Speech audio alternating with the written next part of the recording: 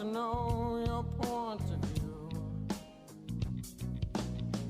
Let me ask. Alright, hi everybody, welcome to Evening TV and the Noah Radio Show. And today I am just kind of winging it. I just wanted to send a Mother's Day message to those of us who have mothers who are not with us by their choice. In my case, my mother abandoned me about 16 years ago when I got very sick and my husband left me and filed for divorce, and the whole discarding and all that stuff started happening, and she and my father and my brother took my husband's side, and things never got resolved again after that. You know, I always thought they would. You know, that's the funny thing. I always thought they would. And it's an ironic thing because there is nobody more family oriented than me. I moved back to Washington State in my early 20s, right after college, a couple years after college, because I wanted to be near my family, and I didn't have that much memory of my childhood, but I was very close to my grandparents, and I wanted to be with them in their last years. And all I knew was, my vague knowledge was that extended family had been very, very important to me, and that I wanted to give my children the chance to have the same thing. I knew at that point that I wasn't especially close to my parents, but I didn't know what the problem was. I didn't know at all what the problem was. And it would take me another decade to have any idea what the problem was. Although immediately when I moved back, I knew that something wasn't right. I knew that it didn't seem like my mom was happy that I was back. And I've talked about in numerous videos, I've talked about what our relationship was like, and that I kind of always felt like she couldn't wait for me to grow up. I was never quite where she wanted me to be, never quite grown up enough. I just couldn't grow up fast enough. When I moved back at home, I expected that I would be, you know, I really wanted to make my whole life about family. I focused my whole life around my family, and married a local guy, had a couple of children. I was very happy to make that my life, and it seemed very reasonable, you know. It seemed like such a safe choice, you know. And I wanted to raise a family near my family. I wanted to be the hub of a family, and you know, take care of my parents in their old age and all that stuff. You know, be really close to my brother and his children and all. You know, this is all that I wanted. I'll never be able to understand the fear that my family has that would make the whatever they feared could be worse than what ended up actually happening. Could be actually worse than losing their child and losing their grandchildren. I mean, here I've lost a child for real, not by my choice. I can't imagine choosing not to have my child in my life. I just can't imagine it. You know, I would do anything to have my son back. This Mother's Day message is for those of us who Mother's Day is a little bit sad for. You know, and of course this year is especially unique because it's the first Mother's Day that I've been without my son. I still have a son, of course, and I'm so grateful for him.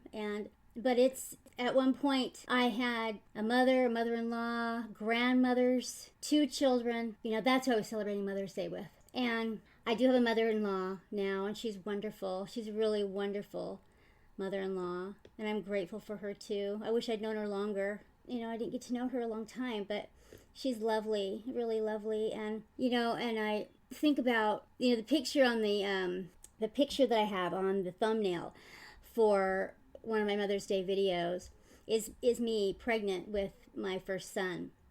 And you know, I look at that picture and I think about all the dreams that I had and the possibilities of what I thought life was going to be like for us. And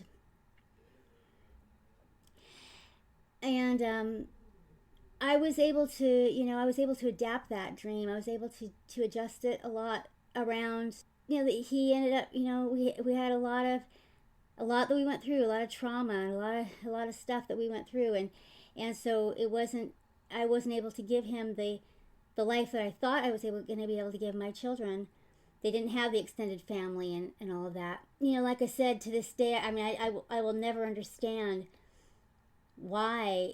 how any parents could make that choice. But I want to say this. I want to say this to you, and as I'm saying it to you, I'm saying it to myself, of course. And that is that, you know, you can look at the whole thing and And just know that if you have a living mother who's not, you don't celebrate Mother's Day with, I understand that there are sadder things. And this is why I say that the kindest way to lose someone is for them to die.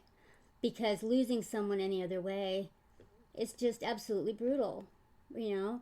To know that I have a living mother and father around, close by, that don't ever see me, don't wish me a happy birthday, it takes a lot of self-knowledge to be able to get through that year after year after year and still know that you're lovable, still know that you're okay. And fortunately, I've done a lot of work on myself, and I do know that. But if any of you don't know that, I'm here to tell it to you, that if you have been plagued with emotional abuse in your life, and you have parents that are unable or unwilling to love you, I'm really sorry. I'm really sorry for that. Because no one deserves that. And, it's been an emotional time. I put up some videos about this girl and this stuff that's happened, and videos about with her mother abusing her, and then thinking about my mother and her abuse of me, and thinking about my son who I've lost, and his father abusing him, and all of that. And fortunately, I believe everything I say when I say that I believe that there's a reason for everything, and that I do believe that there is some greater purpose, something that really good is going to come from it all. I really do believe that. Fortunately, I really do believe that. But I'll tell you, this really tested that. That really took that one to the limits, because I had always said that I believed that, but I really didn't think that I was going to have to lose a child. I thought that was going to be the one thing that I would be spared, because I had lost everybody else. I'd lost everything else, and I made my way back. I reinvented myself, and I thought, I'm going to have my children. We're going to have a happy life. One day we're gonna have the family for their kids, for my grandkids one day, that I wished I'd been able to give my kids. That's gonna be our victory. That's gonna be our story, and that's gonna be how we're gonna make sense of it all. And for that not to be is tricky. That really puts me to the test. And even when this girl came into our lives, I was even able to go, okay, part of it is I am open to someone coming into our lives who is abused and loving them. I'm open to that. I'm not closed to that. And so that does make you subject to getting abused, if someone's so inclined. And, it wasn't like it was devastating, we couldn't get over it, but it was sad. It was disappointing, because like so many other things, it just seems like such a shame. Just such a shame. It's like, I don't know why people make their lives so hard. It's like being in easy, such a fun, easy time with families that have just rejected me. Not for anything better, just because they're messed up. They can't love. They've got issues and things that have made it so that it's impossible for them to have true intimacy and love and a true connection. And I can't have anything but that, because it's how I'm built. I need to have truly, connected relationships. And that's part of why this happens to me, is because if I could just have shallow relationships, it wouldn't test anything, and cocktail party relationships all around, no one needs to bail out of those because they don't ask you for much. I've never been big on that. I've always really wanted to have a connection with people, and so I wanted to have a connection with my parents, and they would have been perfectly happy to have us have a relationship that was just like acquaintances. They would have been perfectly happy to have us have a relationship where we just saw each other every now and then and didn't really ever know much about each other, and I didn't need them for anything. I didn't need to have any connection with them. That would have been perfectly fine for them. And I guess it just wasn't fine for me. I needed to have a mother and a father. I needed to have those relationships, and so that made me the scapegoat, right? And I felt that when my son died. Because where do you go? Well, after if something like tragic like that happens and you have a child die, it'd be one thing if you had your parents, but I didn't have my parents and my brother. I had lost them already. Only they were here, which makes it way worse. If they weren't here, if they were gone, it would be completely different. But knowing that they're here and they just don't have any love, they can't do any better, that's just really brutal.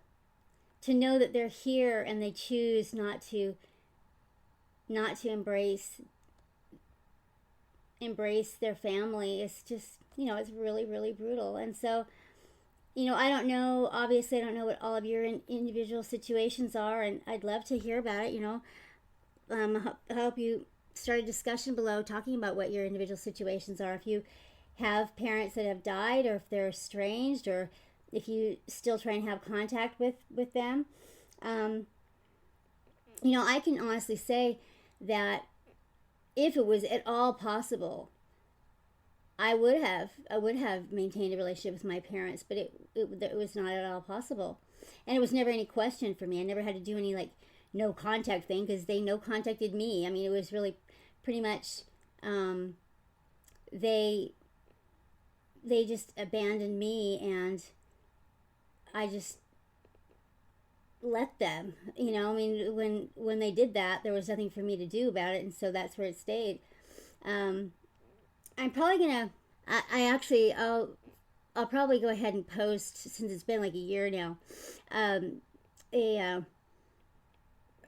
a video that I had sent them, my parents, after my son died, and so you can see where I left off with them, but reached out to them, and there was no response. There was no response to it. So I'll probably share that with you now. It's been almost a year. Yeah, it's been almost a year. It's May now. My son died in July. So this is one of the last, it's just a few firsts left. So this is my first Mother's Day without him. And but anyway, I wanted to say Happy Mother's Day to any of you that are mothers that won't hear it from your mother, won't be able to say it to your mother, maybe have some kind of abuse situation has impacted your relationship with your kids. Somehow this narcissistic abuse problem is impacting you today, and you're feeling it on Mother's Day. I just want to tell you that I'm really sorry about that, and let you know that it's not your fault, and you are lovable, and that I'm really sorry that you happen to be born into, a broken family, broken situation. And, it's really difficult, and no one understands it. And it's really, I understand how difficult it is. I understand all the movies and the commercials and all that stuff, and how hard that is to take. And even your friends and their relationships with their parents, and it's really, really sad, and it's really hard, and there's not very many people that understand it. And I just want to say, I do understand it, and I'm there with you. I'm there with you, because this Mother's Day, I am going to celebrate with my new mother-in-law and my one surviving son and my husband. I'll be thinking about my mom. We haven't said Happy Mother's Day to each other in 16 years. I'll be thinking about my son that isn't here. I'll be thinking about, a lot of people that have lost, a lot of loss. And so, I'm a very positive person usually. I'm very much it's okay to acknowledge the losses. And there've been a lot. So you feel it. You feel it on the holidays. At least I do. If you're feeling sad on Mother's Day, you're not alone.